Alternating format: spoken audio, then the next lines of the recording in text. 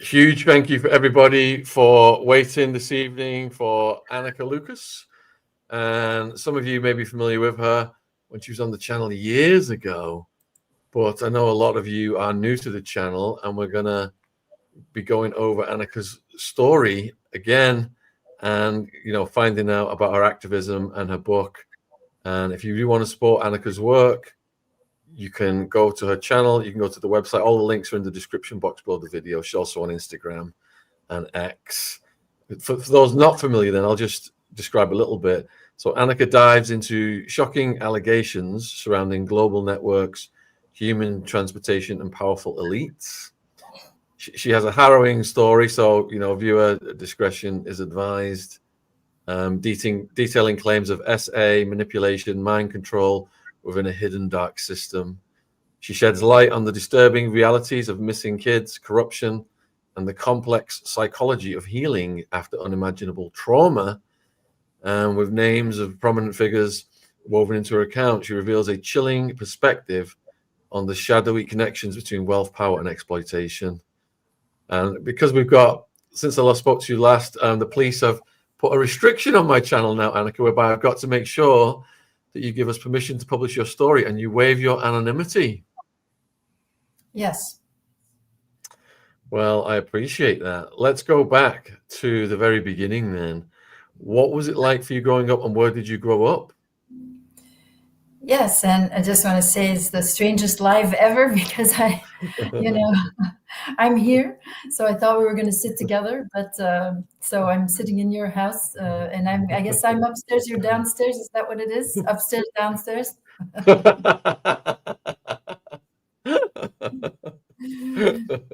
So anyway, nice to visit you, and hello, and nice to meet you in person. So.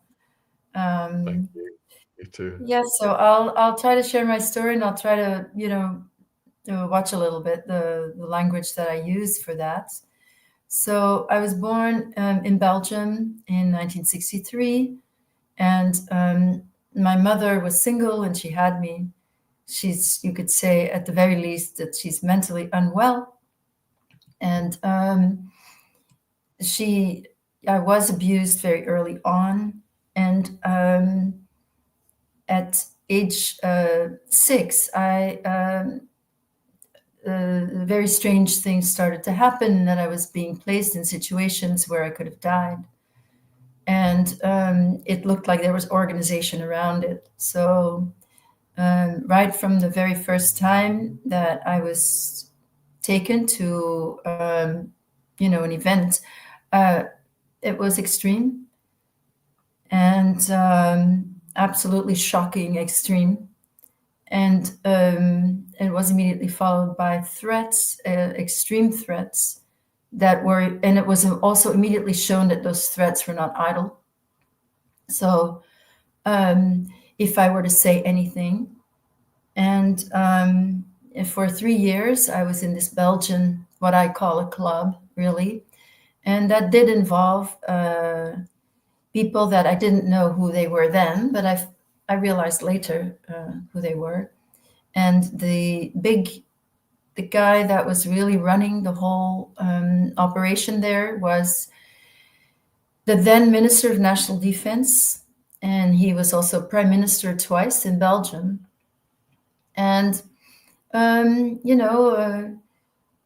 the children were used mostly for political and business blackmail.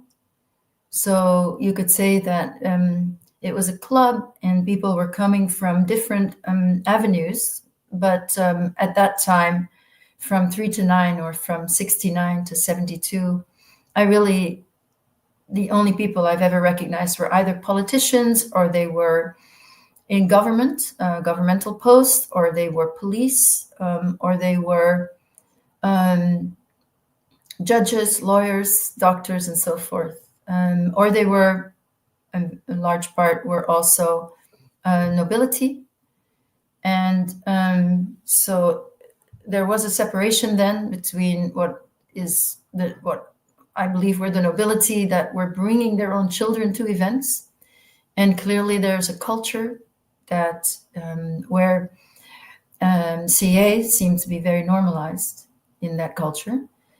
And I was used to, people were getting into that and then were triaged. And I was mostly used in those first years for supposedly helping the newcomers feel at ease. And then I had to service them and make them feel comfortable, but get them to a room and then position them even so that they would be filmed in secret. And then they obviously were completely in the pocket of the prime minister and whoever else was involved that I wasn't really necessarily aware of at the time.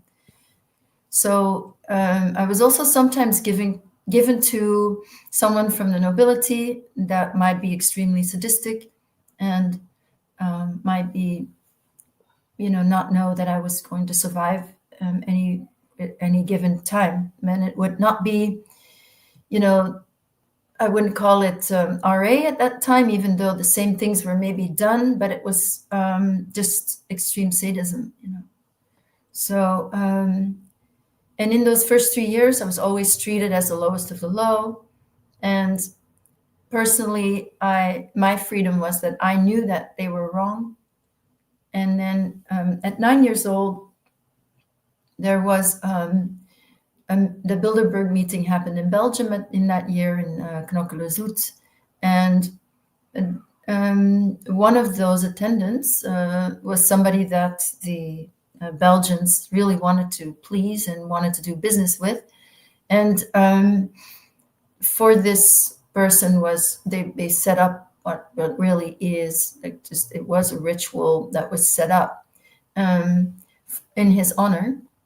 And so that ritual was horrific, and it has all the elements of that are usually described by other survivors as well. And one a little boy was killed in that event at that time. And then through completely extraordinary circumstances that really, I say, would have nothing to do with me. It was really beyond myself. I was then, I was actually picked by that billionaire who then decided he was going to make me his slave. And so for 1 year, I was being prepared to be an elite slave. And so I spent, this is several months later. The Bilderberg meeting was around April. And then several months later, I was flown on a private jet to the United States. I was in the homes of this man.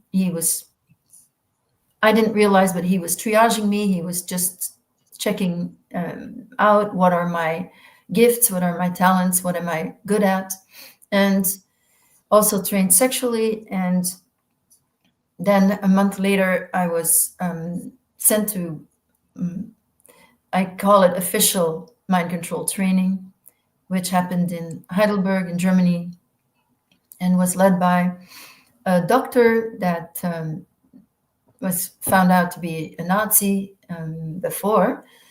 And this doctor knew very well how to torture and get results based on the trauma, from the trauma resulting from the torture.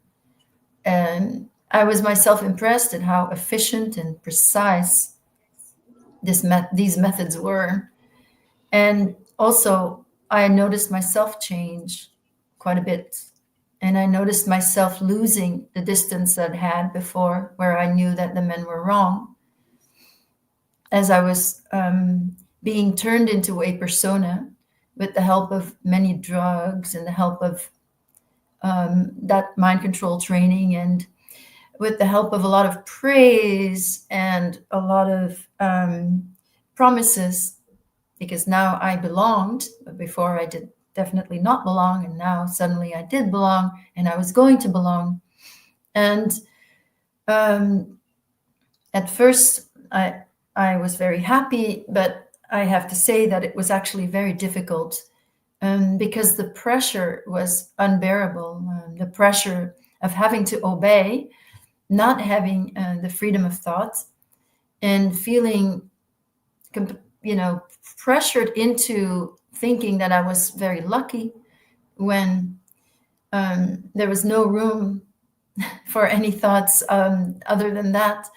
And I rebelled after 1 year, when I was already presented on the inside. I was already presented. I was already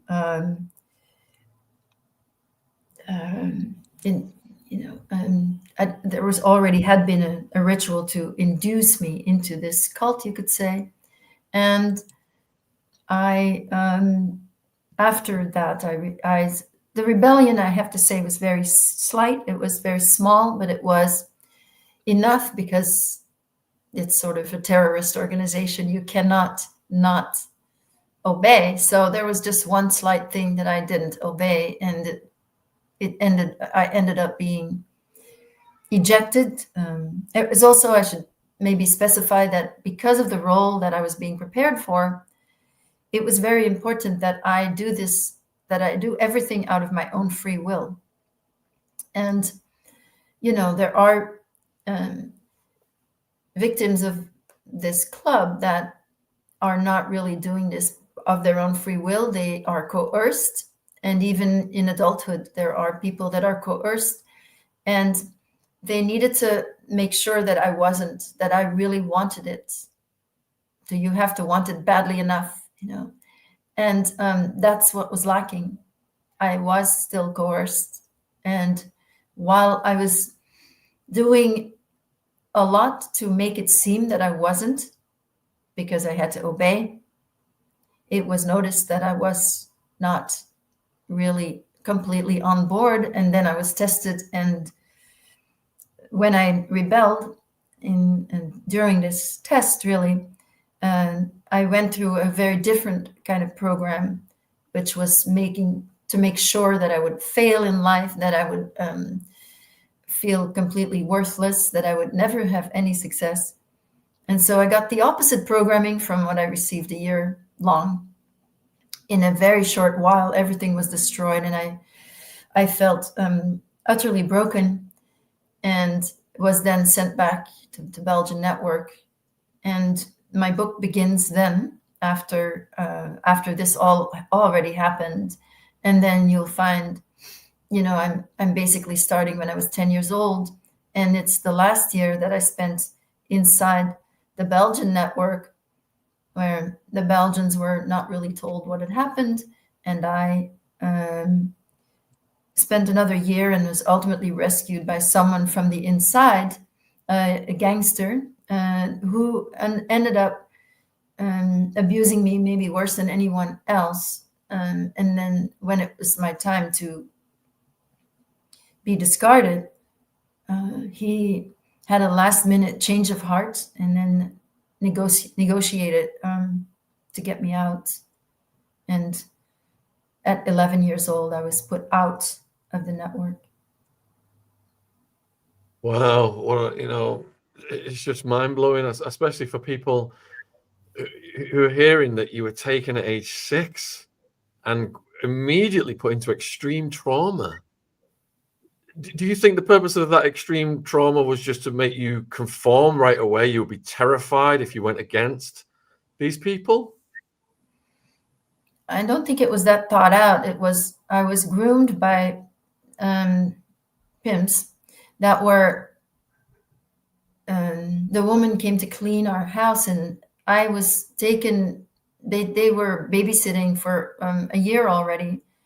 And they made sure that my mother and my stepfather would be completely on board, would not suspect anything. And then before that first event they took me to, the husband then raped me violently, and the woman yelled at me. And so that was the preparation. That was their preparation. It was quite brutish. And then the event, I don't know if it happened to be something extreme that day or not, but it seemed like I was not the only child that was presented there. There were a few other girls, and then the husband. The woman wasn't there, and then I don't know where the other girls went, but I was, in a sort of an S&M show on a stage in a castle with this man.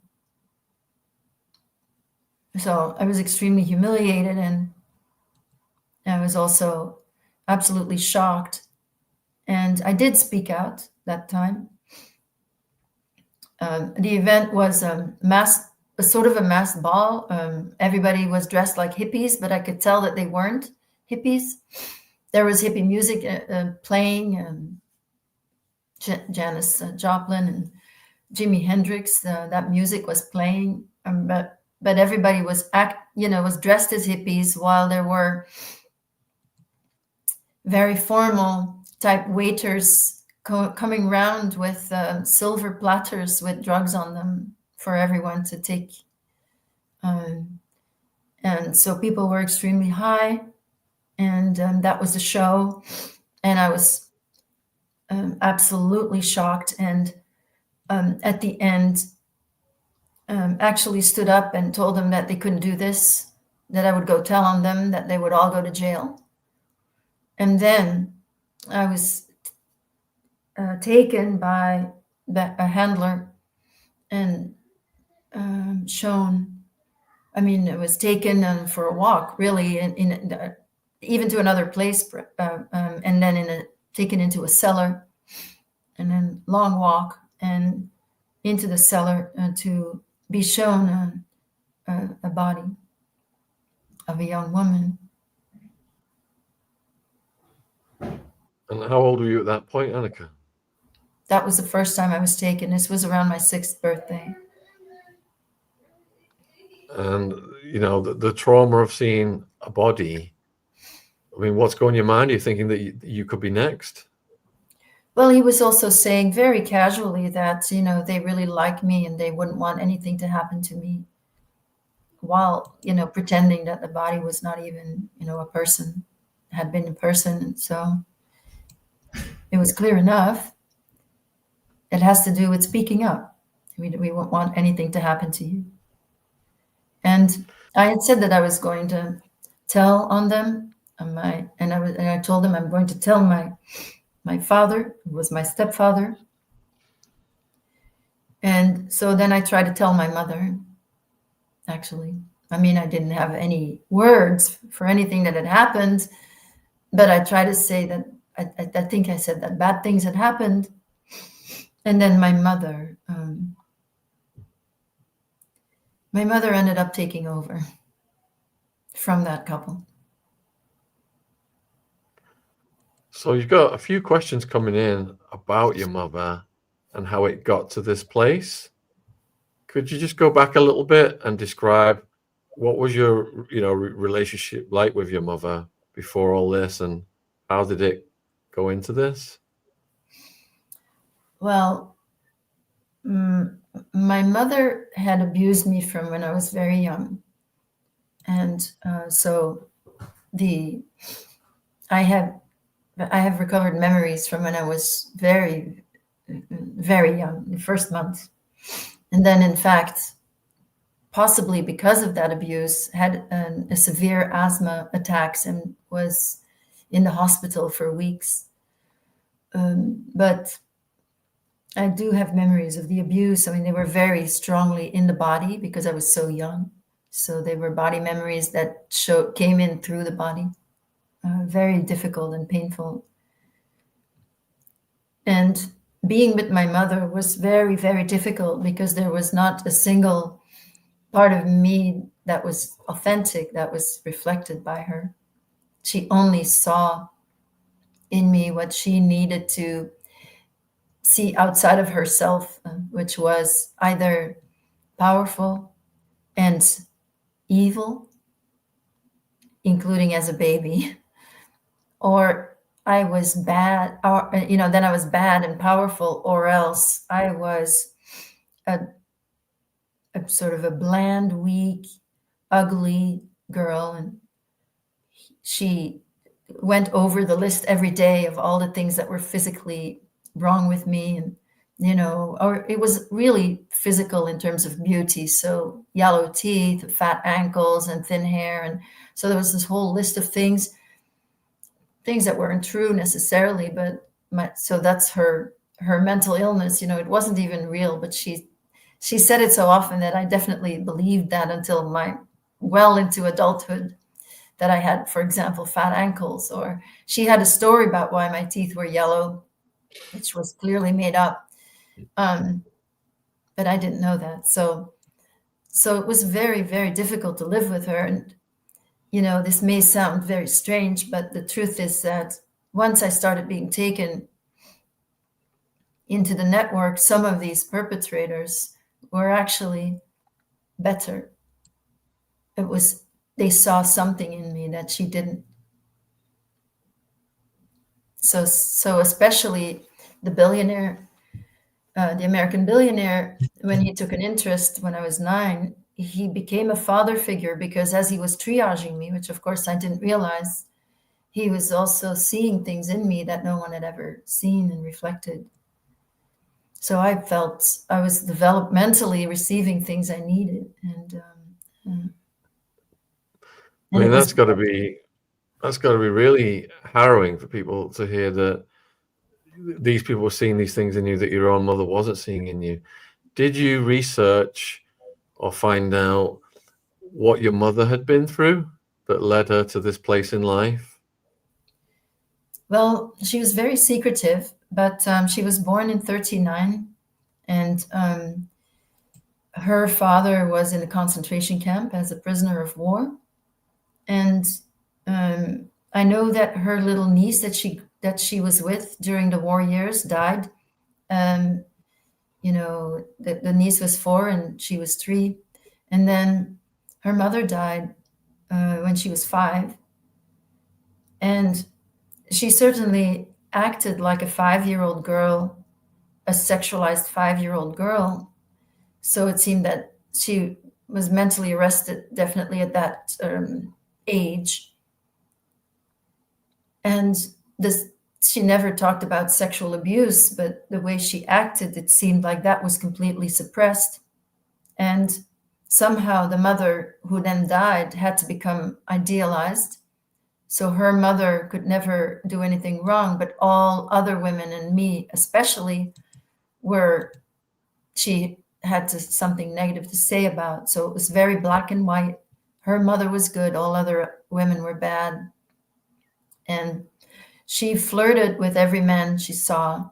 She had a sort of a childish, flirtatious way, which is really weird. But it seemed that the people, were talking 60s, 70s, maybe different time too, that, that it was not really perceived, or she certainly was never diagnosed. And did you learn the history of your birth father? Oh, yes, I did. I mean, that was basically a one-night stand with my mother. And he's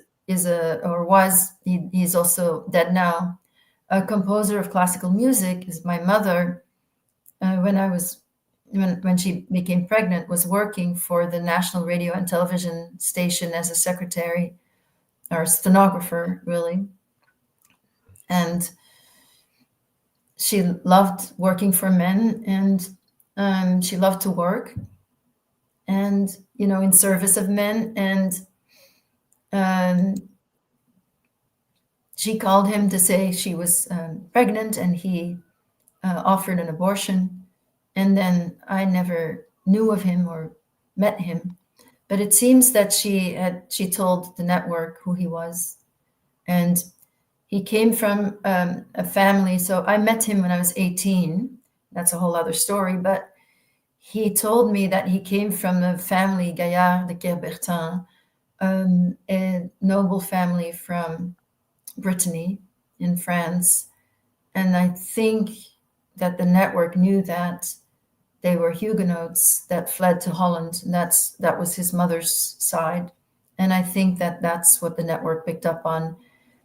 And also the fact that he was a composer of classical music, and that this was a family of artists, of especially musically, that this is the reason that once I was in that global network and the persona was going to be created, that they were going to turn me into a singer actress. So I was going to, they knew, it seems that they knew about my bloodline, whereas I was completely ignorant of it. Yeah, just before I met you this evening, I was listening to your interview with Alandra Markman, and it got to the point where you're talking about the bloodlines and how these networks research that and select certain bloodlines. Could you expand on that, please? Not much, because I don't really know how it works. I kind of stick to my experience, but I never understood why after I rebelled, I wasn't killed. That would have been much simpler to make sure I was never going to talk.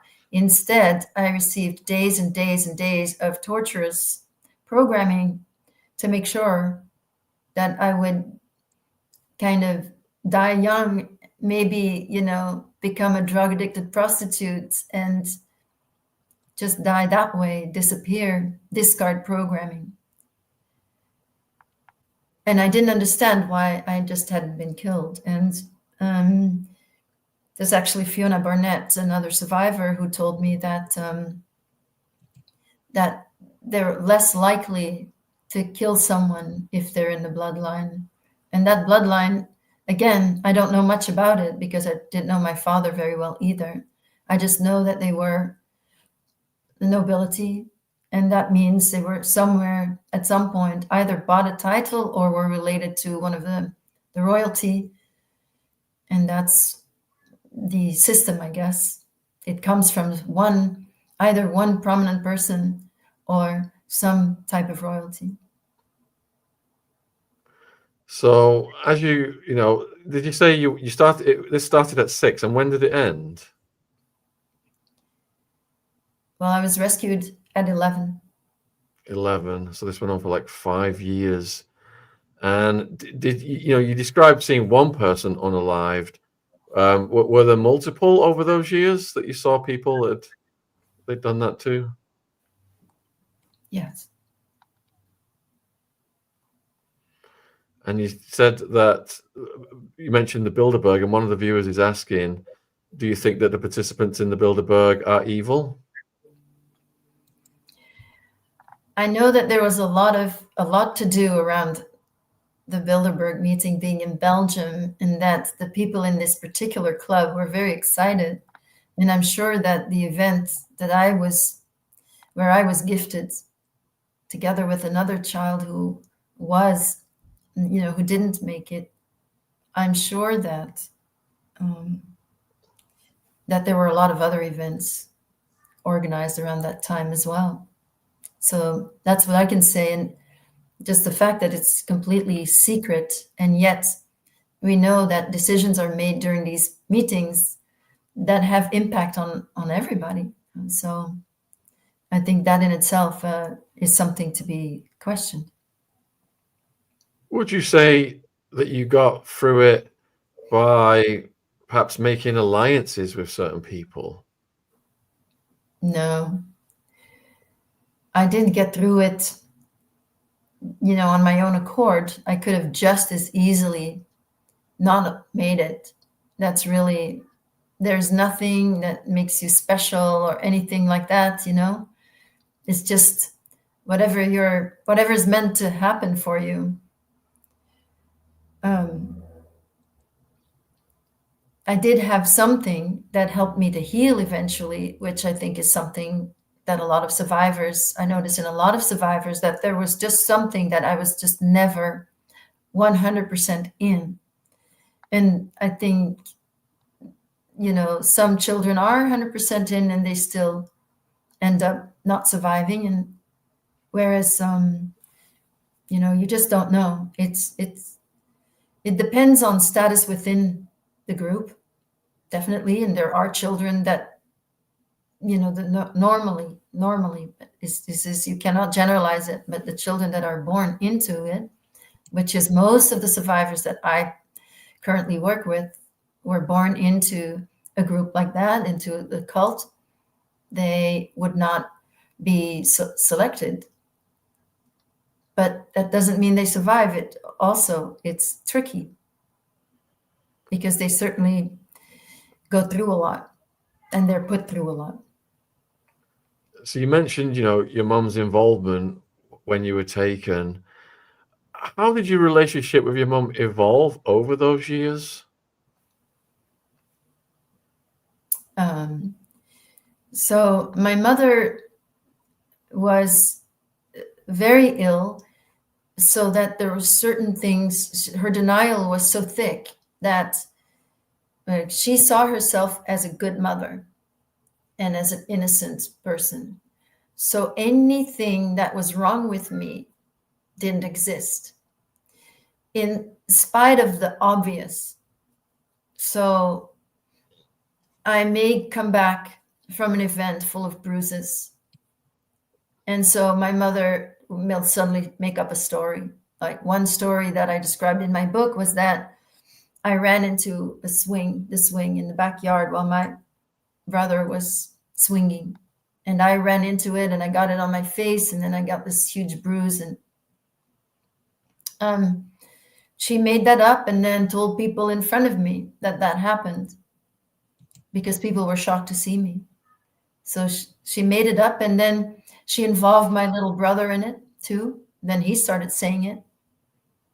And so I describe this in the book because at some point I was questioning if it had happened or not. So when I was rescued, I was covered in scabs from torture. And so for my mother, she acted like that they never existed. They didn't exist. But I also I did stay home from school. And if she did want to take me out, I had to wear tights and long sleeves. So I confronted her then. I was aware then. And I didn't fight. I was fighting her at that time.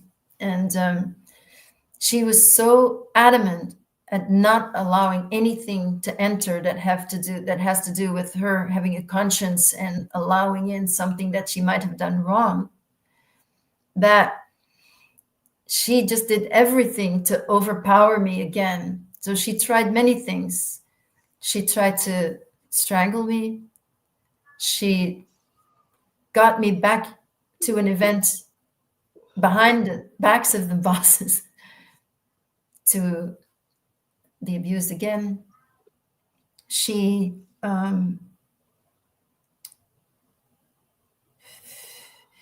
eventually she did more, but eventually she then she molested me. And that did it. That I felt so much shame from this. I was 11 years old, and I felt so incredible. All the shame that she had never felt, I think I felt it then. I felt so ashamed. I was like completely, then I gave in to her, which was that in her world and in her environment, there was no room for anything that she could have done wrong. So there was really nothing wrong with me. We were normal. I was normal. I had a normal childhood, and I had to submit. And that's what happened. What were the circumstances of her trying to strangle you? She was trying to, so this is in the weeks after at my rescue, when I had these wounds and I was at home with her.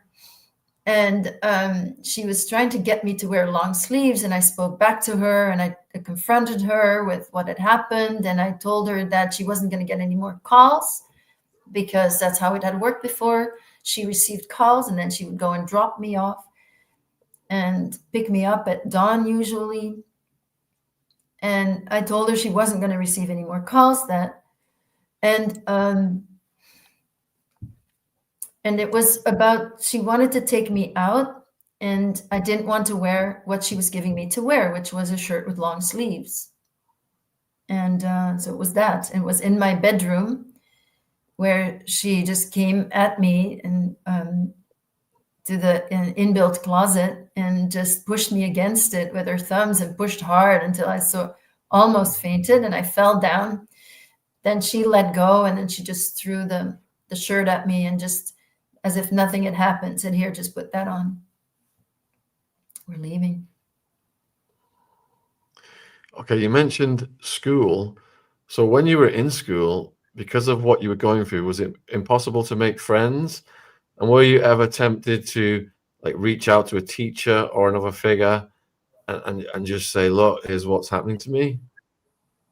Yeah, I think it's very difficult to understand the level of shame that I lived with because I was called a prostitute at 6. So that's what I believed I was. And I felt such shame. And every act of that type of abuse really is about energetically dumping shame. So I felt, yes, I was very shy, but also I was also dissociated. So it wasn't justice. I don't think that I could have lived with the shame of that reality and then also shown my face. It was too great. So, the dissociation is also just a natural survival with such trauma. So I did not have conscious awareness when I was in school. When I did have conscious awareness, I had tremendous shame. And I had in between states, like my mother would give me a sign. And then I would know to get ready. And so there were in between states because I had what I call my mother's girl, who was very submissive and bland and ugly and so forth. And then I prepared by just going to the bathroom and looking in the mirror and just getting ready, sort of becoming still inside and, preparing for, other types of projection, I guess, but without full consciousness. But then when my mother drove me to these events, again, she was so much in denial that this was a time that didn't really exist because she was now driving me to a harmful event. So for her, it was not even existing. So there was no talking because it wasn't happening. And that was the message, kind of like, this is not happening. This is out of time. This is not even happening. So there too, it makes for her own particular sickness, made for a lot of my own. As soon as I came home, I was in her mental environment where nothing had happened. So that's anyway what I needed to survive in the home. So it was helping for going to school as well. What about like doctor's appointments or anything like that? Was there any opportunities there to raise an alarm? No, the doctor that came to our home was writing notes for my mother, often sick notes, when I had been away longer than usual. And then, I did also have a lot of bronchitis and issues around the asthma, but not really asthma anymore, only when I was a toddler and a baby and toddler. But then I had bronchitis, I would get things, but mostly that doctor would just come and just talk to her. And then she would get a note that I had the flu. And I don't know if he was part of this at all, but he just seemed very disinterested. He barely looked at me. My mother really liked him. And so that was one thing. And then, yeah, I remember one school exam, for example, and this doctor was very aggressive. And I just remember him because he had the vibration of these kinds of men anyway. So I remember that. But it was very perfunctory and I felt dirty. I remember that. But it's not someone that would have called for an alarm at all. And also have to know that in this group, I was being told very often that anybody I would ever talk to, or anybody that would try to help me, they would find out who it was, and it would come back to them. And not only I would get punished, but they would get punished. And I believe that those were not idle threats either, because the people that were involved were high placed. Yeah, there was a bishop involved. I mean, again, I didn't know who these people were, but I knew enough to know that they were important in the world or the government, and that, yeah, I really wouldn't be able to get anywhere. I was very afraid of the police, for example. And because the head of the police was participating, I recognized the head of police later on. So, how old are you when your stepfather came into your life, and what was his role in this? So I was 3 when my mother married, and then we moved to this place in the Flanders. And then soon after, I believe that we were targeted. So again, this woman came to work for us when she was 5, but I think it was after we were already targeted. My mother had the profile, and my stepfather was away a lot. He was a cameraman for television, so he was traveling a whole lot, and then he was also mayor of the town. And both my parents came from the working class, and my stepfather had fought in the Second World War, and my mother was a child in it and then had her own damage. And they really loved the fact that they were well off, and they really liked to climb. They really liked to think they were very important, and they liked to boast about their relative wealth, which is very modest, but it was better than how they started out. And so they were extremely arrogant, both of them, and boasting and blind. And my stepfather really didn't want to know. He went along because he was not my father, which, again, I didn't know this, but I always felt that he didn't care. And it was clear that he really just, my mother, whatever my mother said, he was going to buy. So very often when there was an issue, my mother would just tell him something, and before I even had a chance. And one time when my mother had left me after an event, left me to starve really in a house as her punishment for 5 days, she had told my stepfather that I had ran away. I was 10 or 11, Wow. that I had ran away and that I had spent the 5 days with a wealthy family.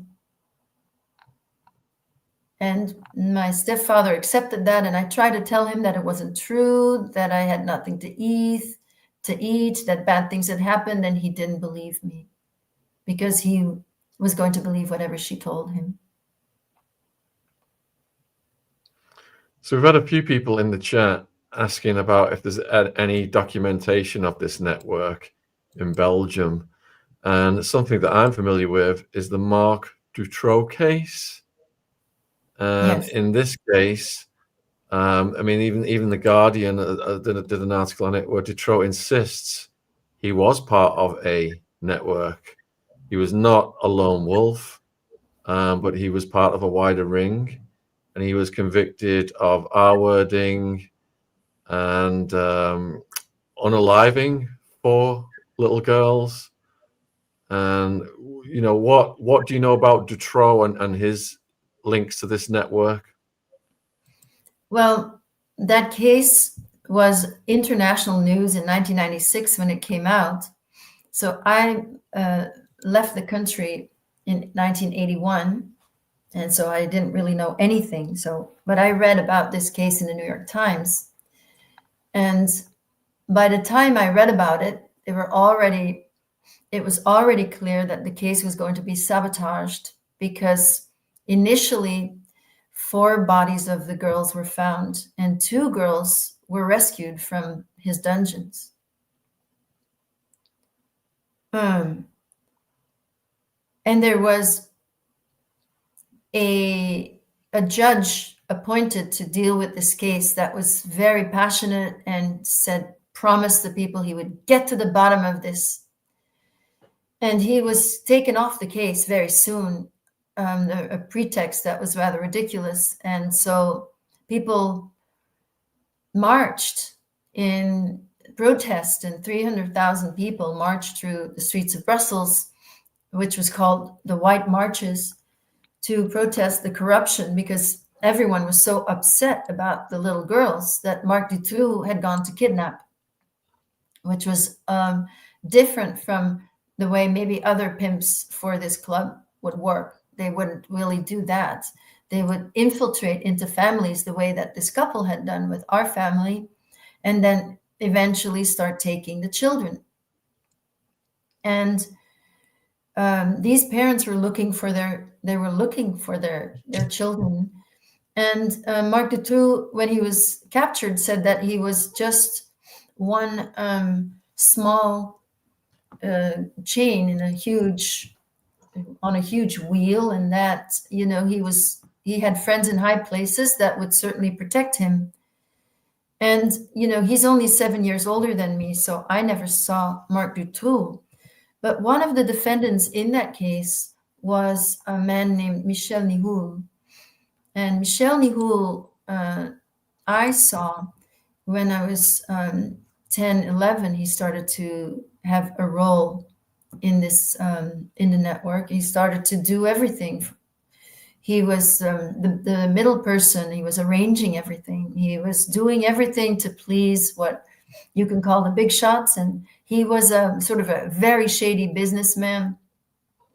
And he was extremely psychopathic. Like that was a person who had no sense of anything. He was extremely careless and did the most atrocious and grotesque and violent things without any second thought. Now, he was one of the defendants in the case because he had been involved apparently in the kidnappings of these children. And he'd been, you know, in touch with Marc Dutroux around these kidnappings. So then so this is 1996. Marc Dutroux was caught. His wife was caught. A small junkie who had been helping him with the kidnappings was caught. And then Michel Nihoul was caught. Then 8 years went by before this became a trial.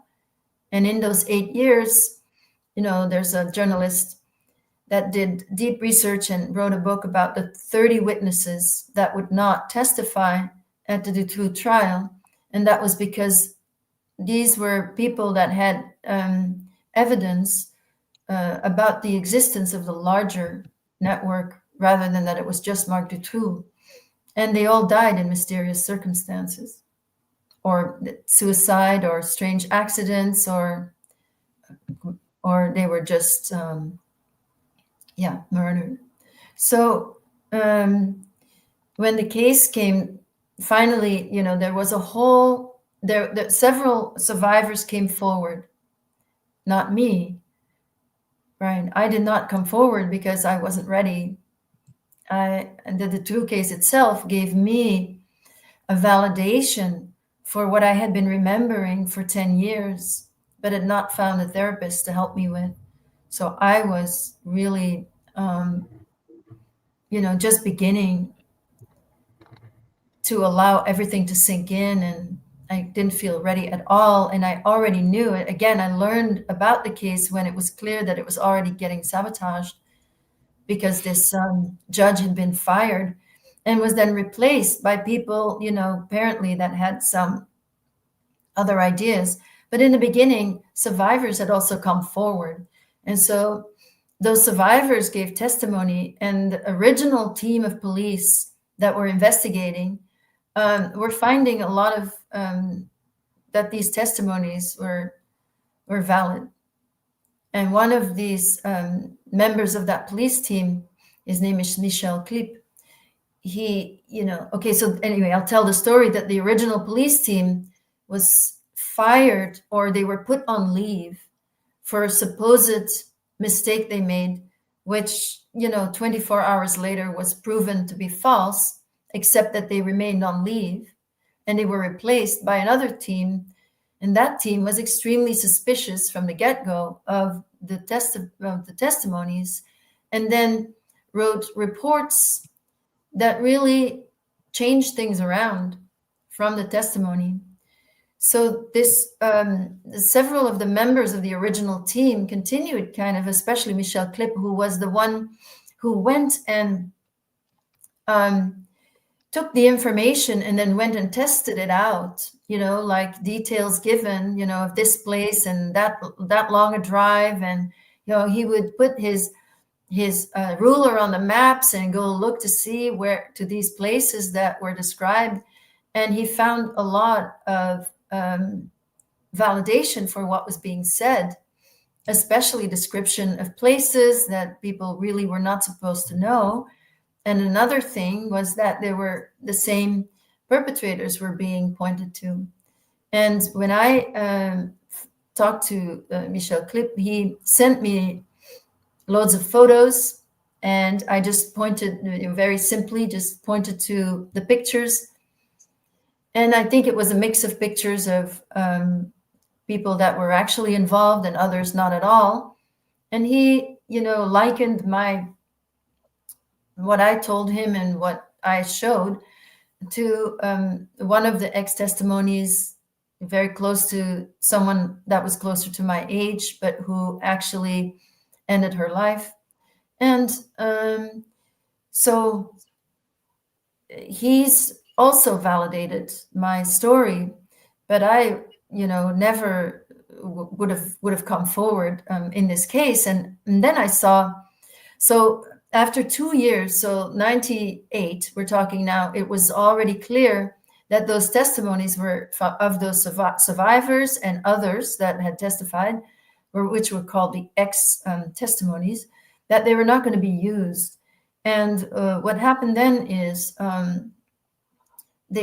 some journalists brought out the testimonies in the newspapers. And so it became a huge controversy in the country. And soon the country was divided between believers and disbelievers. And so believers were the naive, supposedly naive people who believed the survivors. And the disbelievers were the people who strangely believed the official narrative.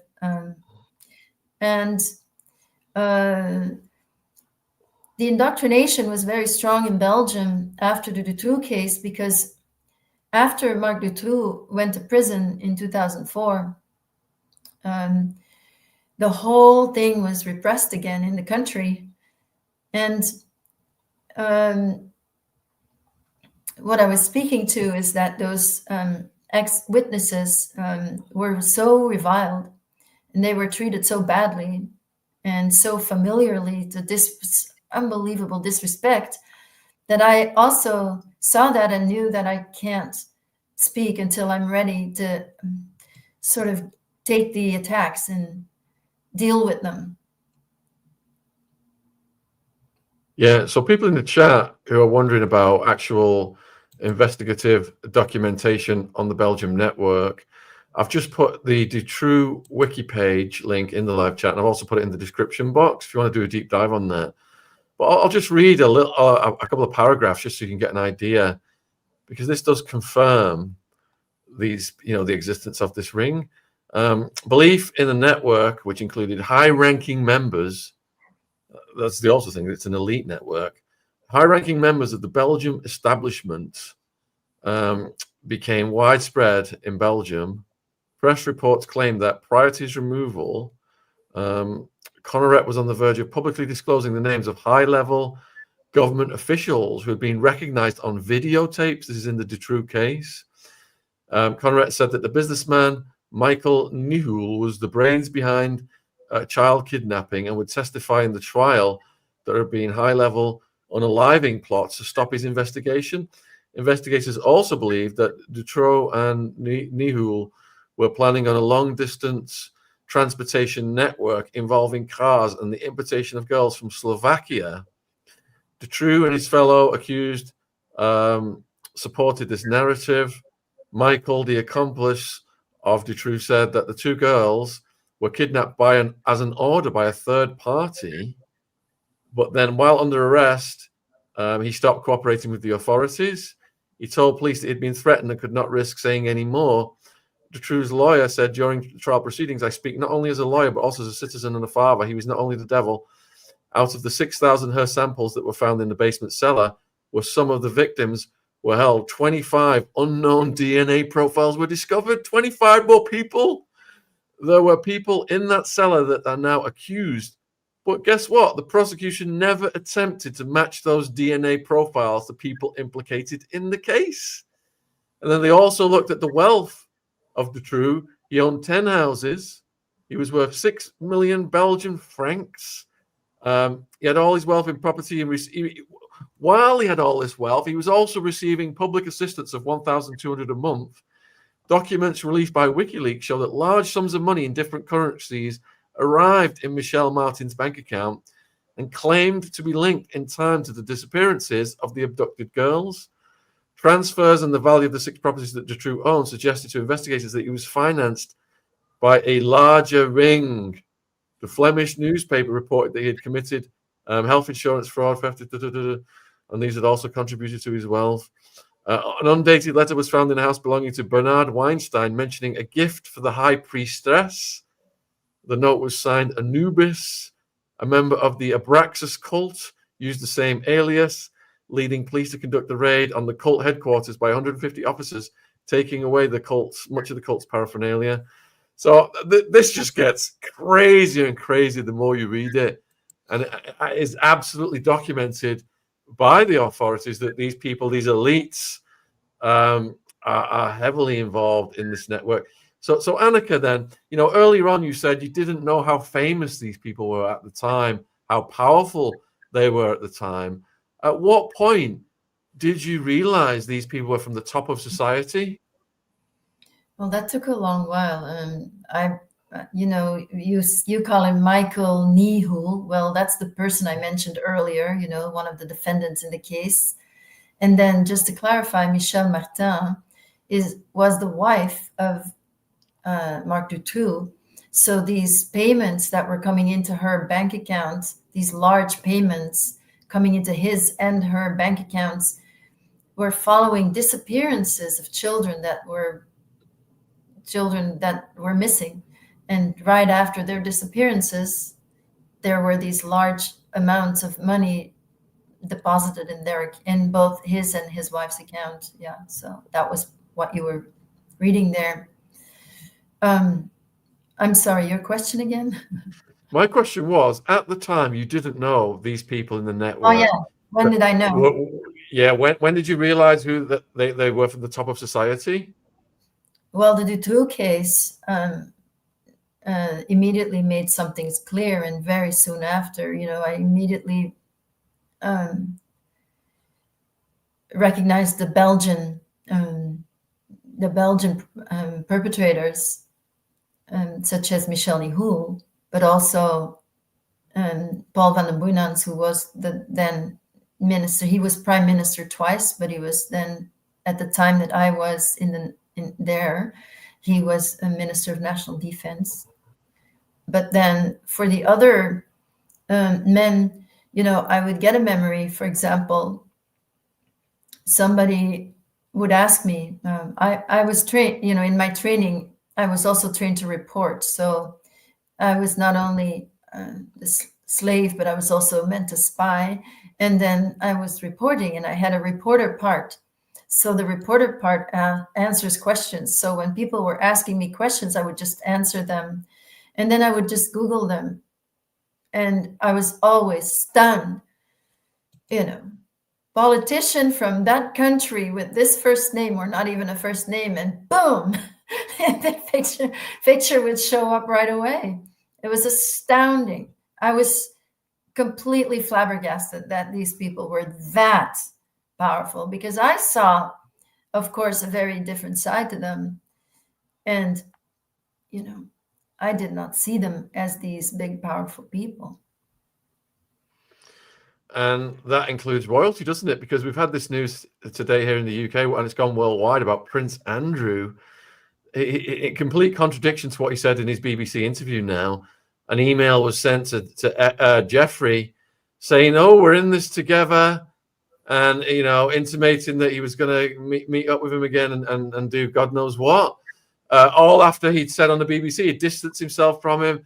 Jeffrey was convicted, and he was going over there to break up the friendship. And now this is the Queen's favourite son. So all this is out here. It's quite obvious, these royal family members, what they're getting involved in here. What's it like in Belgium with the royals there? Yeah, it's weird that this is in the title, but all I will say is that, yes, the nobility and the royalty, I can't say too much about it, is the truth. Just staying safe. Sorry. I hear you. Yeah, no, it is an extremely dangerous avenue to go down. We had Andrew Loney on, who's really been doing a lot on Prince Andrew, and I imagine that he is under considerable pressure right now from the vested interests. So, when you went on Patrick Bet-David podcast, some big names were mentioned, and did you receive blowback for that? Well, the only thing that happened is that after that interview, I've not had any requests from any. I was invited to that podcast, and then that podcast did really well. It has, it's one of his more popular videos, and it has tons of comments. Mostly not in his favor, but okay, 35,000 comments on that video, and since then it's been dead silent. So I've not had any invites since then, but I have had a few veiled threats to my life. Yeah. Yeah. So Patrick Bet-David came to London, and I must have been like 5 or 6 years ago now. And I met with him, arranged some guests for him, and he's an absolute gentleman with me. We had really good rapport, really enjoyed the interview that I did with him, and it did well. But when I was watching him interview you, Anneke, it's like I've never seen him. He seemed a bit prickly. He seemed really out of sorts. I never saw him interview anyone quite like the way he interviewed you. What did you make of that? Well, I didn't know what to make of it other than that I noticed that he didn't connect with me as a person before the interview. Some of the things that came out in the interview were definitely contrived because they just invited me. They didn't ask me to name anybody. There was nothing. I mean, there was a lot of confusion around that afterwards because he made it seem like this was an agreement we had, which was not at all. It was something that I had mentioned months earlier to his manager that he called into the room. But after I was already invited, that this might be an opportunity. And I had named Pierre Trudeau. And I thought that was a big, that's big. I'm naming a very big person. So the pressure of naming people was, but I didn't mind any of it, just to be clear. It did feel a little bit like I was in a boxing match for 2 hours, but I didn't mind. And I didn't really know how I did, at the end. I didn't really know if I won or not. I didn't really know how I'd done because the pressure was severe. And I figured, I have to stand up for myself because I don't want, to say something and then get it twisted. I'm not going to put words in. I'm not going to let him put words in my mouth that I didn't say. So I was defending myself. And at the end of it, I kind of didn't know how I'd done. It just felt like I'd been in a boxing match. And then I guess it was clear that I did all right. I held my own. And that's all I wanted to do. I didn't want to, I did notice him getting prickly more towards, it was as if he was trying to get something out of me that I wasn't giving him. And then he got annoyed. And I feel that there was something that he got more aggressive as the interview went on. Yeah, I was really surprised, and I found it compulsively. I had to like watch it to see how this was going to pan out. But Annika, I mean, you've been through the depths of hell. You've come out of it with this like meditation, yoga person. You're like a rock of peace, tranquility, love, calmness. And for some podcast hosts to try and, you know, disrupt that frequency, it's just not going to happen because you're an authentic person, and all you do is you inspire survivors and spread love around the world. So to try and, you know, destabilize your foundation was just, it was just not never going to happen. Well, I think that was actually very good for the cause, frankly. The fact that I was put under pressure and that I did hold my own, and I think a lot of survivors got a lot of inspiration from it, and I was happy for that. Absolutely. So I've been hugging you now for over an hour, and there's loads of viewer questions have come in. So viewers, this is your opportunity now. We are live with Annika from my house. We've got almost 2,000 watching across all the platforms. And also, I'm going to put Annika's YouTube channel. There's loads of interviews with survivors on that channel. I urge people to subscribe. And also the link for Annika's website and the book as well, of course, The Quest for Love. So please support Annika's work. Get the questions in now, folks. I know several questions have come in that I've already started, so I'll probably start with them. And let's see, Nicoletta. Annika, how did you survive, and with what consequences are you living? Is that consequences of the trauma that is meant? Because how did I survive? I already answered that in a way because I told you you know, how did I survive when I was a child? Well, that was by luck, I would say, or fate, whatever you want to call it, or meant to be. And the consequences of tremendous trauma was that my every aspect of my life was completely impacted, and the 40-year long healing journey is just very gradually helped me to find myself, you could say. A long road to find myself and who I really am, who I am. I'm not the shameful, worthless creature. I'm not the persona. Who I am. It's there's a lot of layers that have been peeled off to get to where I am today, which I feel all right now. I feel aligned, and the consequences. I still get memories, for example, and I still have to work them. But today, these memories, and when I'm, it's more like a spiritual test now. Before I really regained what I would call is true self-esteem that comes from, being able to be alive and know that you're lovable just for being alive, and just feeling joy that comes from within. Before that, it was very, very, very difficult, and I suffered tremendously. Just going through all these layers of all the feelings that had been repressed, all the reactions, all the reactions to all the hurt that was done. And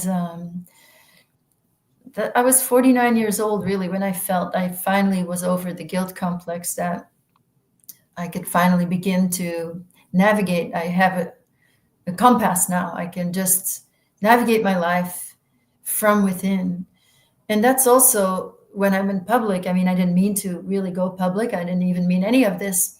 But I was interviewed about my work in prisons then. And then, I got the question, what brings you there? And then I just, instead of avoiding the question or just skipping it, I answered it. And then that became the title of the article. And then I was just getting requests here and there, little venues, and then in 2016 a video went viral, and so I went from working in the prisons to working more and more with survivors. So I was also working with survivors in the prisons, but then I was working more and more with survivors.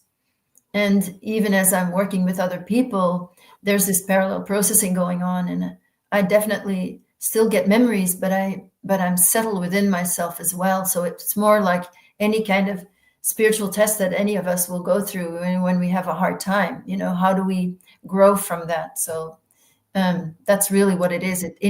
There is more and more integration that happens, and it's adventurous and beautiful, even though it can be difficult. But it's not what it was before, when I was just suffering tremendously, trying to get through the day. There was 20 years there that it was just often very difficult to just even get out of bed, get myself to therapy, because that's what I was doing, going to therapy, going to yoga. It was just to keep myself going. It was very hard. Yeah, and I would urge people to watch Anneke's TED Talk. It was one of the first things I watched that Anneke has done. All right, so Monterey, how big is the cult now? Is it declining or growing? So I like to stay with my personal experiences. So I can't really answer that question. The only thing that I can say is that obviously nothing has been done to end any of this, really. Even though things are coming out, we know we're not getting to, Marc Dutroux was locked up as a lone perpetrator, and Epstein is dead now, but we don't have that list. So all I know is that nothing has been done to stop it, and I work with survivors. So I know that quite recently it was alive and well. And there's also the mass brainwashing that we receive every day that indicates that, well, I don't know what it is, but it's very obvious. It's becoming more and more obvious. There's more and more being shown. There's more and more push to bring Satanism everywhere and to minimize it and to make it commonplace, so that every story that has to do with something, really grave, will be considered another story that can't be true, because look, there's all these good people that are really involved in this. There's a lot happening to, I think I was trained specifically to become a French pop star, you could say. And I think it's pretty obvious when you look at certain pop stars that they have gone through the same kind of training. And that continues. And I was meant to promote the agenda, where it's really all right to be sexual with children. I was, as a child, would be extremely sexualized and give double meaning to every lyric. And as a young adult or as a woman, I would be promoting that it's really so cool to, for a young boy would be so lucky, to be with a woman. So to continue this, to sort of promote this culture that lives within the cult. And it looks like it's alive and well at any rate, even though there's more and more exposure, and there seems to be like a whole lot going on in terms of when there's exposures, there's cover up, and there's false stories, and there's a whole lot going on, obviously. So I don't really know the state, actually, exactly. I just know that people are becoming more and more aware and open to what I have to say. And I think that's really the good news at the end of the day. All right, thanks for that. Yeah, and I'll just add a bit. Monterey, these cults, these rings are ongoing, I personally believe, from my own research and interviews. And they have fall guys, they have patsies.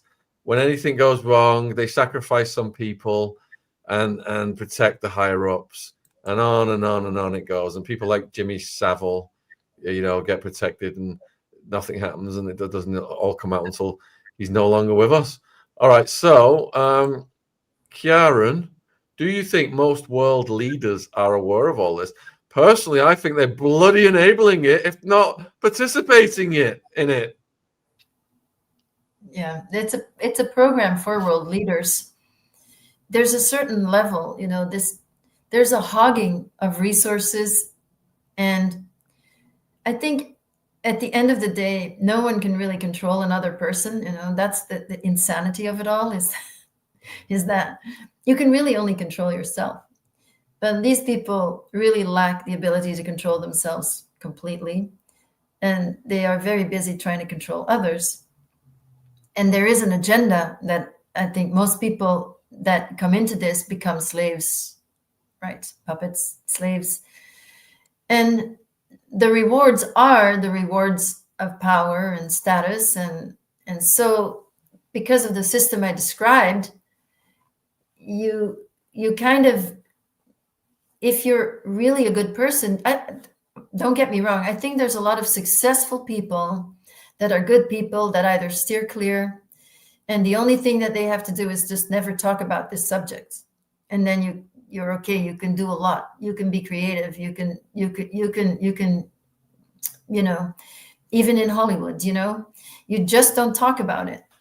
And then there's, I think, a lot of people that are kind of stuck in there as well, that have at one point given in, and then there is material on them, and they have come and shown with their signs, they have the pictures with the hand over the eye on the magazine cover, whatever, when they were made.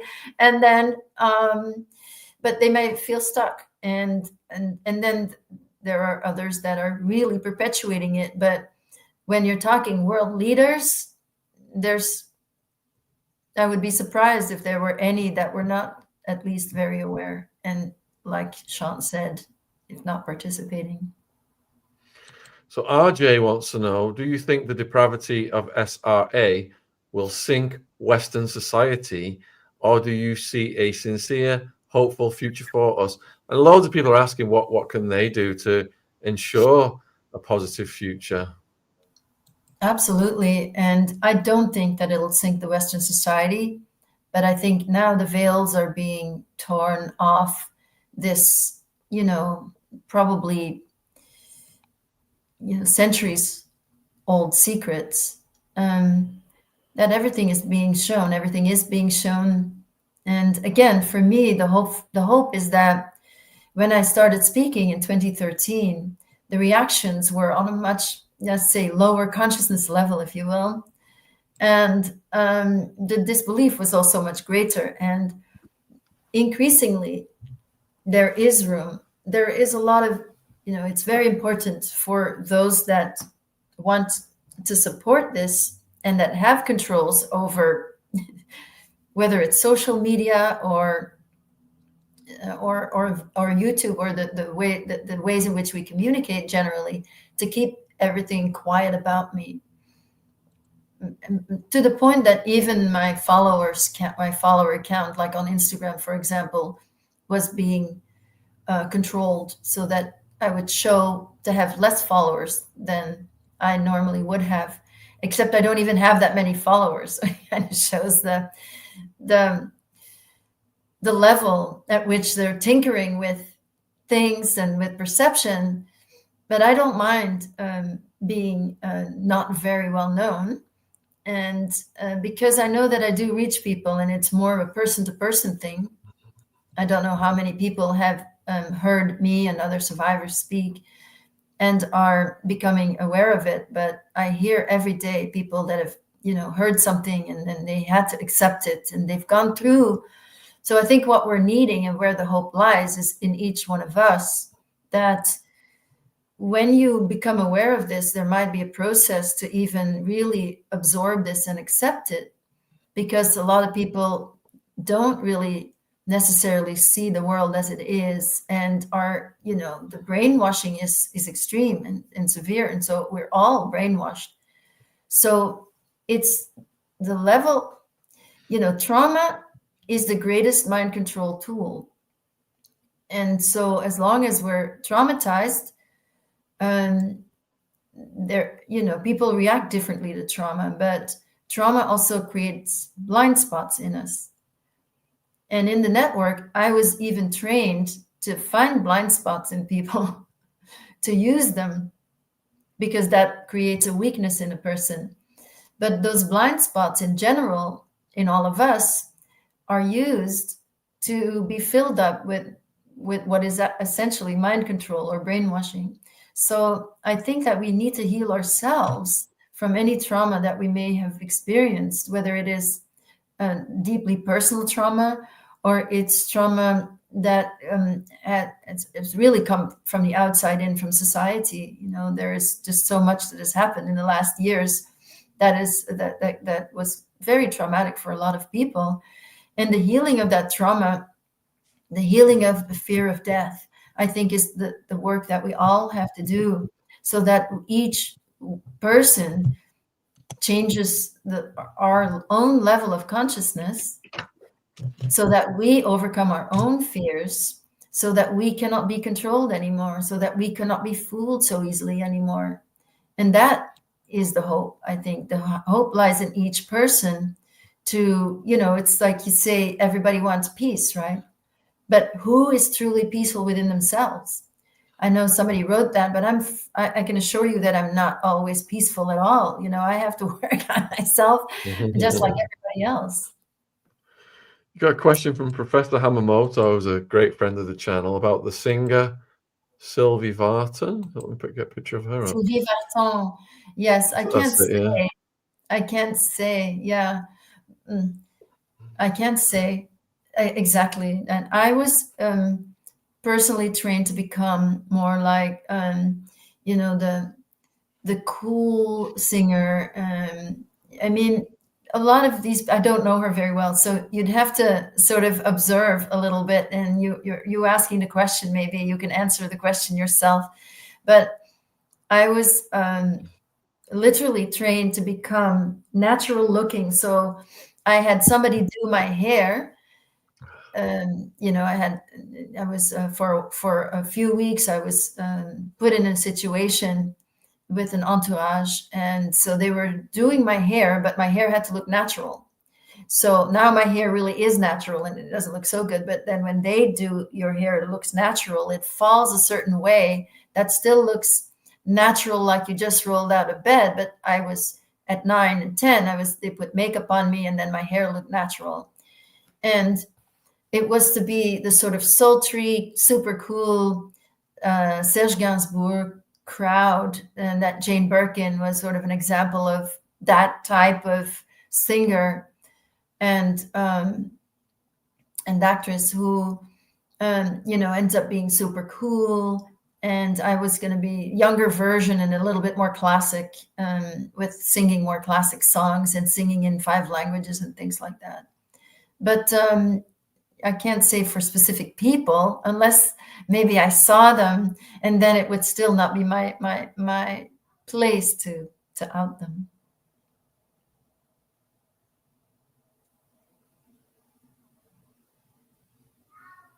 Yeah, that thing about the peace within ourselves is that, how do we create peace in the world? How do we, stop the war? Maybe never on Earth, but at least we have to work on finding peace within ourselves. If we have arguments all over the place, then we can't then go out and say, I want world peace. You have to start with yourself. That's just what I want to say. Does it help you? Does it help you to share your story? Generally, it's not healing or anything like that, because I wouldn't hopefully share anything that I haven't healed, because I wouldn't be able to be eloquent about it. But I enjoy it. I enjoy sharing, and I don't mind repeating things, and I enjoy sharing with people, and I enjoy the connection of sharing. Absolutely. So Tiger Lamb is asking about the rituals. Were they SRA?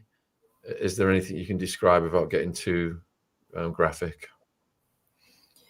Well, as I said, in the first years, what I observed was that not because that Paul van der Boeinans, who was then the Minister of National Defense, who was also the head of this group in Belgium, was definitely not a believer. He had started out as a butcher, so he came from the middle class, and he was definitely not a believer in anything. So he was sadistic, but not believer. And when I was pushed into the global arena, you could say, that was definitely a belief system with those particular rituals as well, that are, of course, absolutely gruesome. And that belief system, I like to describe the psychology of, of psychopathy, and how that belief system ends up justifying that sickness, because that's really what it is. The reversal comes from that. I don't, I know people have to make choices in their lives, but most of the people that I saw, that I came across, they were definitely themselves victimized as children.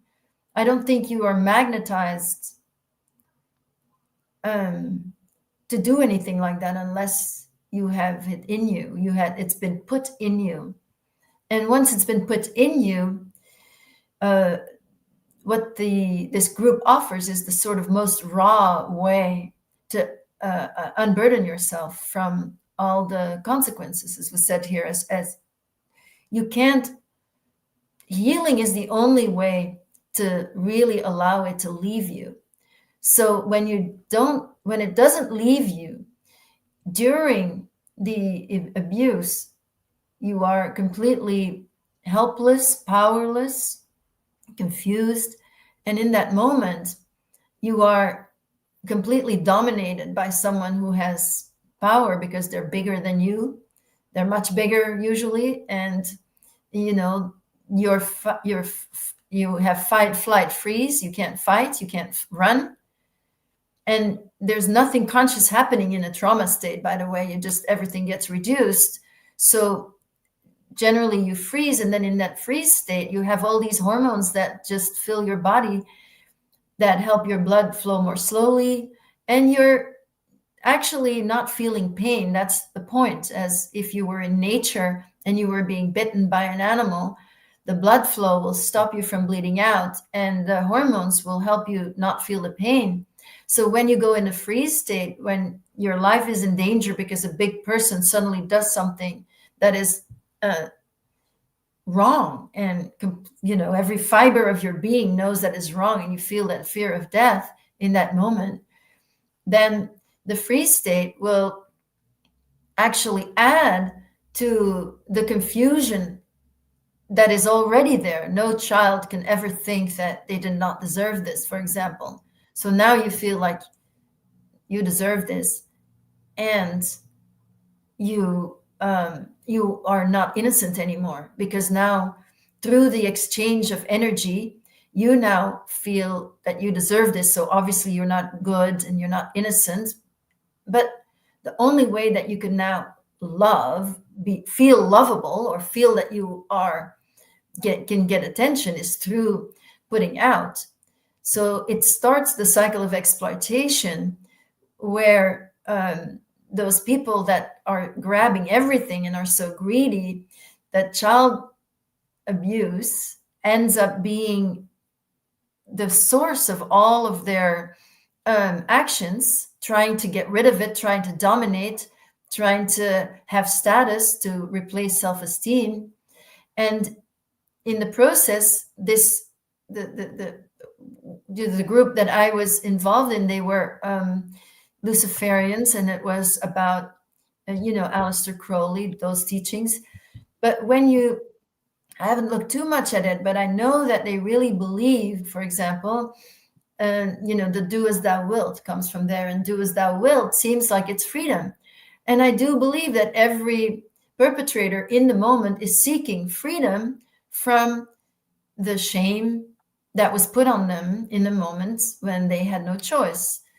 when they had no freedom. You know, the least freedom you have is when in the moment that you're being perpetrated upon. So this state, and to try to get out of that, it offers the most raw way of now being in the place of power when you were so powerless, and feeling the discharge of the domination gives you the sense of discharge and momentary freedom from it. And I think that becomes the addiction, really, the addiction to power.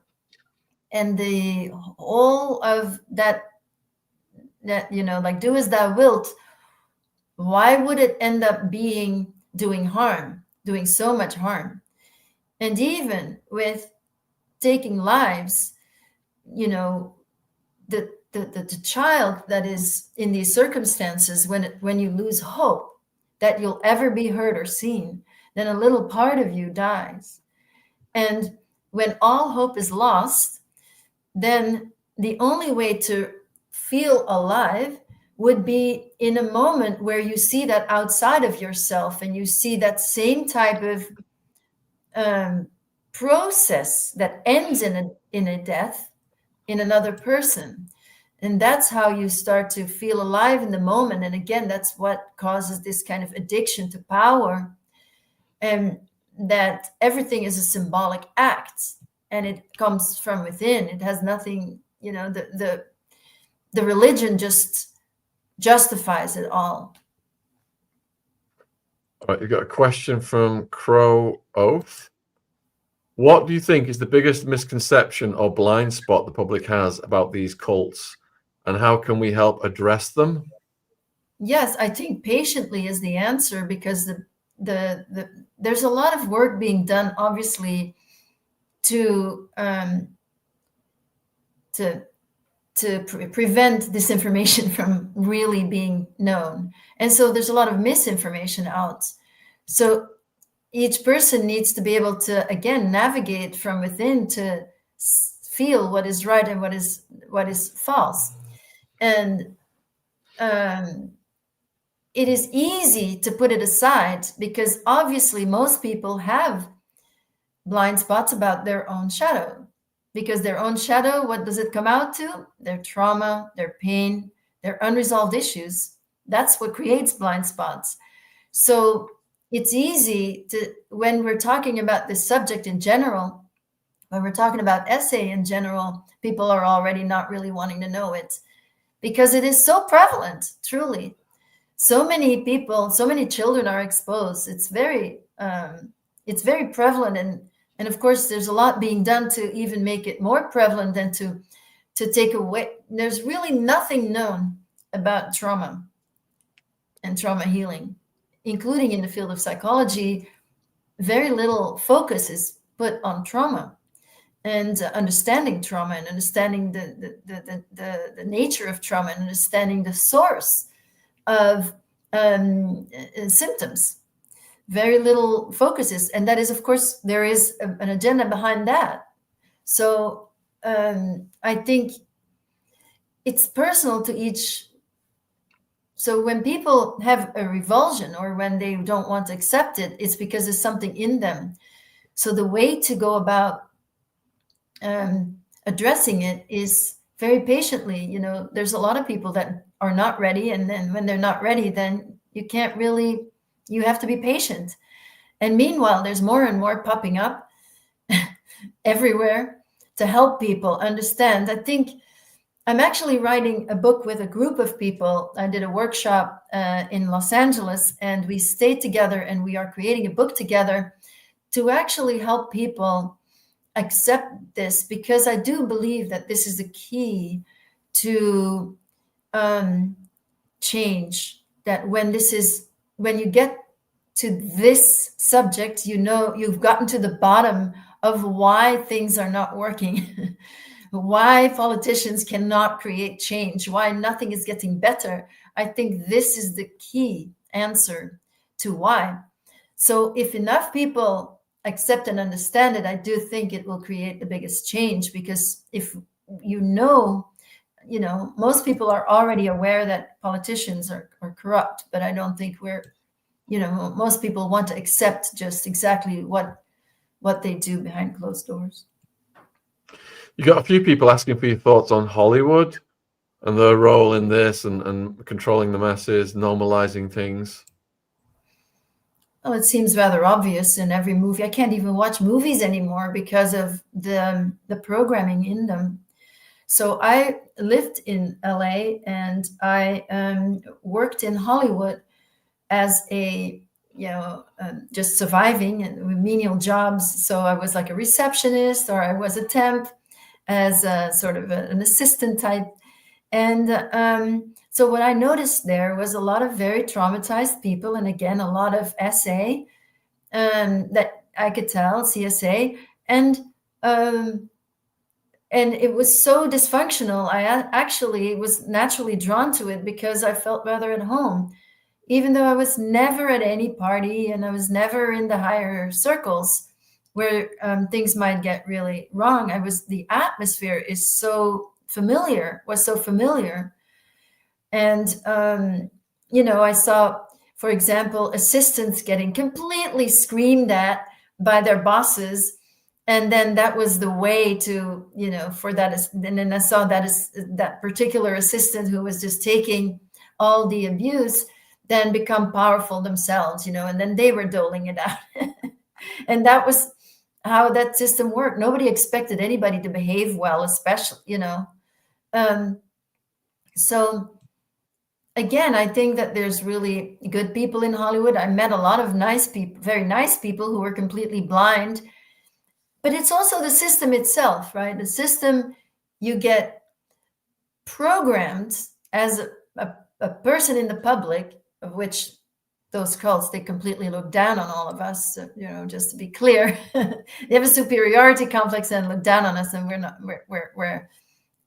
not even whatever. Sort of like their projection on us is what is really in themselves, like not even quite human, and that is actually the projection on us then. And there's I just got confused with the message that was popping up, but there's good people, and there's a lot of people that are completely unaware and that are very brainwashed, programmed to look up to the celebrities who are and famous people, but also very wealthy people who get what I call the mantle of power, which is all about PR. It's all about presentation. And this mantle of power really prevents most people from seeing the truth about that person. But I say, if you were in the room without any projection with these people, you would find very quickly that they would not be able to socialize normally. They would not be able to, you would see very quickly that these are extremely dysfunctional people and extremely sick, really, because this is what they are. And this mantle of power protects that and gives this, an illusion, gives us an illusion of a person that doesn't exist. And these power projections, so I teach a workshop, and I do want to invite people because I just started a new workshop. I developed a modality, a healing modality based on power projections. So when you look up to someone, you project power onto them. You're actually projecting. The projection has to do with your own unresolved trauma with someone from your own past, an authority figure from your own past. So what this network does is it presents us with authority figures that are celebrities, that are politicians, and these authority figures we're invited to project up on. But it doesn't matter if we project down on them. All that matters is that we ourselves don't have an internal balanced power system. So the model encourages each person to use our projections of power that we may have on different people and to use them as an entry into our own unresolved stuff. And then, to create that healing from within. And we just started a new workshop, which is 10 weeks, and it's online. And there's a forum online. There's a lot of people that have found, because of their integrity, that suddenly, their life was uprooted because of, their values, or, just setting their foot down.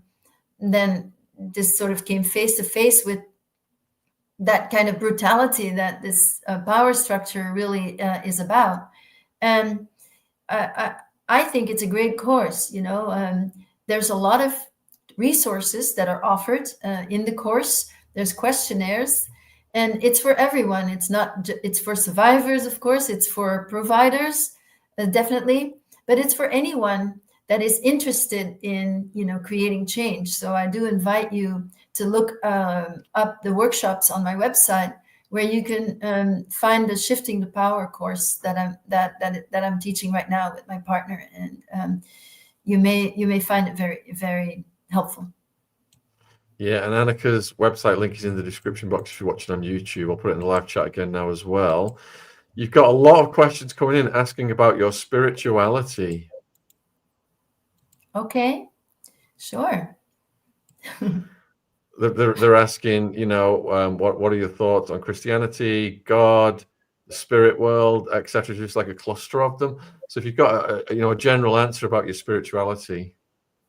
Okay, so I had a near-death experience, and that was, before I was rescued. I mean, during the rescue, it wasn't just, okay, now there's negotiation and now you're out. It was much more involved.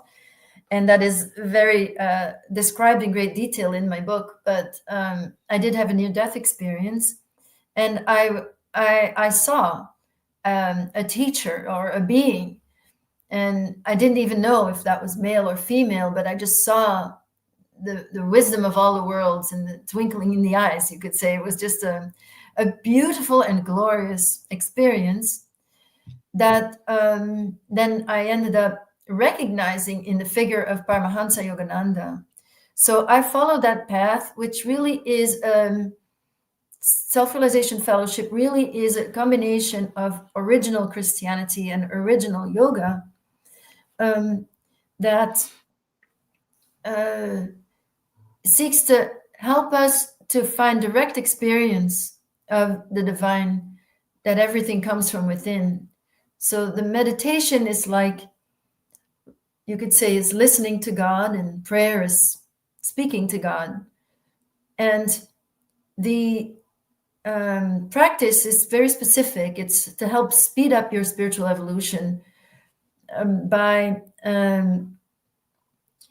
going through the inner spine with a specific technique, going through the inner spine to speed up your evolution, in that normally you take a year through the zodiac, and 6 and 6 over the months of the year through the zodiac, and then in the spine you go through the chakras 6 and 6 down. That speeds up your spiritual evolution. I mean, that is saying a lot. That is one technique, but there's, of course, it's a whole way of being. I think most important for spirituality is one's behavior. There's obviously a lot of false gurus and a lot of false teachers in yoga. And I'm not talking about physical yoga now, hatha yoga, which I also do, but the spiritual yoga is really the practice of meditation, and it is also devotion to the divine. And for Christianity, I think it is original Christianity. I do get a lot of comments from Christians often that feel that I'm not a real Christian. So I'd like to, counter with that I don't think Christ would ever say anything like that. That the all the great religious leaders, really, all the prophets and the avatars and the Christs, they are fully enlightened beings that are very present today. And it is for us, I think, to reach their state of consciousness. And I think that's what Christ was even saying, for us to become still first in body and mind, to go beyond and reach the truth from within ourselves, and find that divinity within. And that's the practice. And I can speak nicely about it, but the practice itself is every day. And I just hope to I do my best. I do my best, and the importance for me is that there really is no dogma, that it's not about blindly believing and then following an authority figure or an intermediary like a priest and having to do whatever the priest says, which is, we know there's so much that's happened in the church and and through and all the the dark ages, you could say, that I think we are moving towards an age where it's about personal experience and knowing and truly knowing rather than believing. So Annie's asking about whether you've contacted other survivors. And I was listening to Anneke's YouTube channel where she interviews other survivors. So you can go over there, link in description box. I'll put it in the live chat. And you've had a few people ask about your brother as well. Is your brother okay? So I actually work with survivors. I'm a counselor. And so from my experience of healing, I work with other survivors. So I've actually met a ton of survivors. And even through that work, have learned a lot about the current structure of the network, or I've really understood a lot more about how it really works from all the different survivors that I've met. Hundreds, really, I've spoken in depth with hundreds of survivors, and also have contact with several other survivors. And yes, then my own podcast is interviewing mostly survivors or people around survivors. And so my stepfather let my mother do everything she wanted with me, and he kind of didn't want to get involved. So my brother was not taken to the network. And I think that was because my stepfather might have, that was his son, might have done something. My brother is alive and well, and we have hardly any contact. How far back can you trace the network? From what I saw when I was a child, from the people who were in that culture, from the nobility, and some of the places where I was tortured, I would say it's definitely, it felt Middle Age. It felt like it was from the Middle Ages. I was literally locked in a dungeon once, and not a dungeon in the house, in a house, but a dungeon that was medieval. So I think it's very old. That's all I can say. I mean, the Sade was writing pretty much openly about these things. That was in the 18th century. So there are a lot of records, I think, but it's just it seems that history, the way history is written, the children are always removed from it, but the children are very much a part of it. And I think that even the culture around children has changed tremendously, because we know how prevalent abuse was in the previous ages, just because people didn't understand children. Like, people in this group are often behind because they treat children as adults, but that's how children were generally treated when, in former centuries. So I think it's very, very old, but obviously I can't say how old. Yeah, these elite bloodline rituals go back thousands of years. Question: have you been able to integrate your memories to your everyday self? Well, yeah, largely, absolutely. That's why I am who I am today. If you would have met me when I was 20 years old, maybe there's a core self that is there, but and I was mostly in program all the time and responding. And so yes, the integration of the memories is really the healing. And every time an integration happens, there is an internal real change that happens that helps me then to see the world differently, with different eyes, that helps me understand better, behave better, and it helps people see me differently as well. So yes, thank you. Book wants to know, who was the main culprit of all what you went through? Well, there were several prominent perpetrators, and then there were some people that I met that were maybe not, but I could tell they were very powerful. in this group. So I'm not really sure who the main culprit is. It's a system that is extremely hierarchical, and I don't really know who or what is at the top. Do you know how? Although I should say, I can say this, that during those rituals, that I saw people transform, that they really did not look like human anymore. They didn't look. I mean, they didn't change. They didn't change, but their face was just unrecognizable.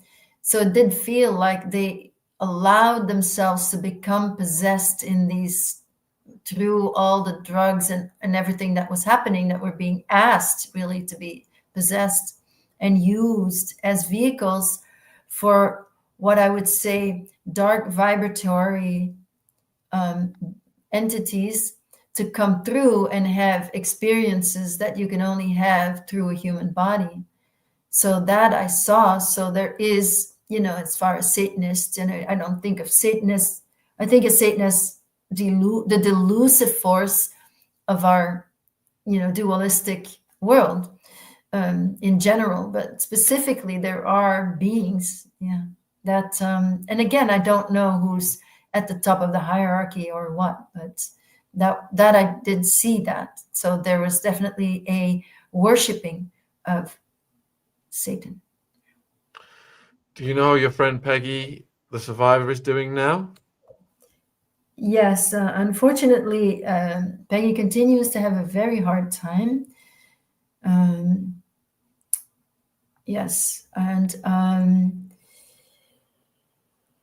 I cannot say very much about it, unfortunately, but she is with us. She's still going through, it's been a few weeks now that we've had contact, but she is still suffering greatly. What happened to the investment banker Roland? He was invited into the club but revolted in disgust when he found kids were involved. He said approximately 8,000 people are Illuminati. Yes, Ronald Bernard. Ronald is his name, not Roland. Yes, I met him in Holland, and I actually don't know. We're not really in touch, but I think he's mostly focused on a new banking way, and that he's mostly focused on that. And then his English is poor, so he does most of his things in Dutch. Okay, and let's see. I think we've got through nearly all the questions. Oh, here we go. How many people do you think were unalived while you were there? So my personal experience, dozens, so lots. And we're saying people, so we're talking about preemies to adults. How does a normal memory differ from a traumatic memory? Much love. Well, a normal memory lives in a different part of your brain, first of all. So traumatic memory, I call it intuitive memory, because when you start recalling these traumatic events, you're never going to remember them the way you remember a normal memory. Because of the fear level, and time condenses sometimes. So you may be the reason that I have such detailed memories is because your actually time seems to condense because of the level of fear and the survival state that you get into, which is, a part of our animalistic self, but has nothing to do with our prefrontal cortex or our memory centers. So when it does then come back, you can go into every little detail. And for me, these details are about the interactions that occurred and the words that were said. So it's very different. It's never even remotely similar. And that's why I think so many people have trouble believing it also, because it does not when you start getting these flashbacks, you don't want to believe that they're true. And then, of course, later on, and other people also don't believe you. But when you're recovering a memory, it's especially it needs a lot of care and time, because it's very important to allow all the parts to come in to say not believe that it's true also, and give that room as well. And it's sort of looking to accept the thoughts and feelings around these memories that are coming in. And it's really beautiful work, though, when you're working with people in these situations that are feeling a level of connection and safety, so that things can come forward. And that is really a beautiful thing, to be connected in something that someone may have been alone with for their whole life and never really found an ear for. And then suddenly there's it. I find it more beautiful than anything, really, that work of working with survivors. Nancy wants to know, did you ever find out what happened to the man that saved you and told you to live life? Oh, yeah. Yes, that man was a gangster, and his name was Patrick Amers. He was one of the perpetrators, and he was a gangster who killed many people. He didn't tell me to live life. He told me what I should do to survive. And those were very helpful instructions that really went against that discard program that I had received. So thanks to those instructions, I really was able to stay alive.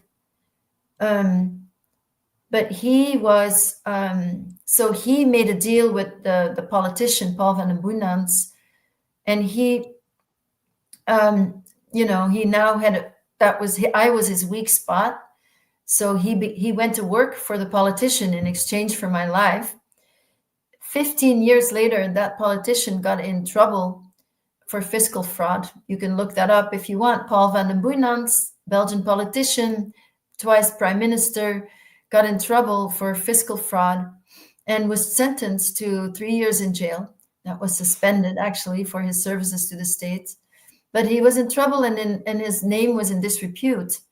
And he really wanted to become mayor of Brussels. That was what he wanted to do in his old age. And because of this, he couldn't. Because his name was in disrepute, he could not. He went into appeal for the charges, and then was kidnapped and disappeared for a month. He came back, and so this is the head of the network, Paul van den Boenans, the politician. He came back after being kidnapped a month in 1989, and he had lost weight. He was wearing sunglasses because he said he had been chained to a wall in a basement, and he had been made to eat yogurts and couldn't eat anything else. And, and he had the most popular press conference of all history of Belgium upon his return from his kidnapping. And the charges were dropped, and his name was restored. He ran for mayor and lost the race. And then some very zealous cops got on the heels of Patrick Amers, the gangster who rescued me from the network. They caught up with him in Brazil. He was imprisoned in Brazil for a year and then extradited to Belgium, where he spent 3 more years in prison. There was a trial where he came out and said he was ready. He wanted to talk to some people. He wanted to say some things. The trial was suspended, delayed, and before his trial happened, he was it looked like he had killed himself, or it was the official story, and he hung himself from a foot-high radiator. He was 6 feet tall. And anyway, he died in this way. Wow. Good grief, Anneke. My mind is absolutely blown. I mean, we spoke to you several years ago for about an hour, and you know, it was a really harrowing, graphic, hard-hitting account. But today, it's been so much more comprehensive. What you've told us today, I've learned so much from you. Really appreciate it, and appreciate all the viewers for all the respect, love, and support you've given to Anneke in the chat. And thank you for all your wonderful questions, fascinating questions. Is there anything you'd like to say, Anneke, for the viewers who've been watching this live for 2 hours with us now? I want to thank everybody for being here, and also, yes, I want to say the same. Thank you so much for the questions and for your willingness to look at this with open eyes and your desire to spread the word. So I'm very grateful for you, and I hope that that you found this helpful. Thank you. All right, huge thank you to you, especially. I'm going to close the show. I'll let you have a little bit of rest before we go and get some food and stuff. So you chill out for a little bit, and I'll speak to you shortly. Thank you, Anneke. Sounds good. I'll see you soon. From you. your upstairs to your downstairs. Oh, what an absolutely amazing woman, folks. And huge thank you for joining us tonight. Please share this far and wide. Anneke's story is so important. And also, if you want to get the book, we have got all those links in the description box. We've also got the YouTube channel for Anneke. And if you did miss the part 1 that we did, that link is also in the description box as well, that we did several years ago. But I know many of you are probably new to seeing Anneke as well, unless you saw on Patrick, but David, etc. And what have we got coming up next? We have got on October the 15th at 7 p.m. I'm going to be talking to Dr. Roman Yampolsky about whether AI is going to cause human extinction through either a deadly virus, what jobs are going to be eliminated, how superintelligence can dominate humanity, will it trigger a global collapse, could it be worse than nuclear war, and are we living in a simulation? So something a little bit different. You may have seen him on Diary of a CEO. That's October 15th at 7 p.m. And then we have also got French model Laurie Marsden exposing elite, including Jean-Luc Brunel and Epstein. And that is on October 24th at 11 a.m. because of the time difference where she's at. But we are working on many more broadcasts coming your way soon. So yeah, huge thank you everyone. Please support Anneke. Again, here's the links. I'll put them in the live chat for the book, for the website, and for Anneke's YouTube channel. And if you are watching this on replay, those links will be in the description box, and I'll also put them in the pinned comment as well. You'll find them there. So I'm going to go and hang out with Anneke, Jen, and baby Ziggy now. So wherever you are in the world, much love. Take care, and hope to see some of you in the next one. Cheerio.